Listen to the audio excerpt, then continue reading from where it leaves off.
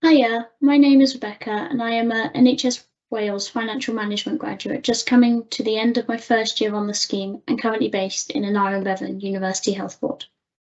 I originally applied to become an NHS Wales Financial Management graduate because during my university studies I really enjoyed the numerical and analytical aspect and wanted to use these skills in my career.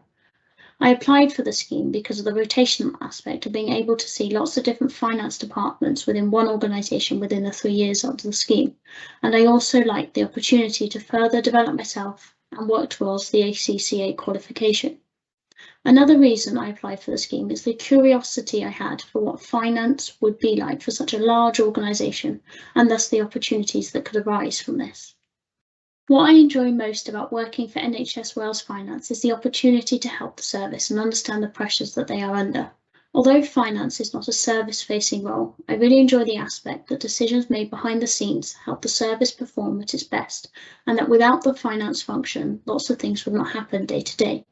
I also enjoy that no 2 days are the same, as there will always be projects and tasks that arise that need prioritising, as well as the normal day-to-day financial tasks that needs completing in different departments.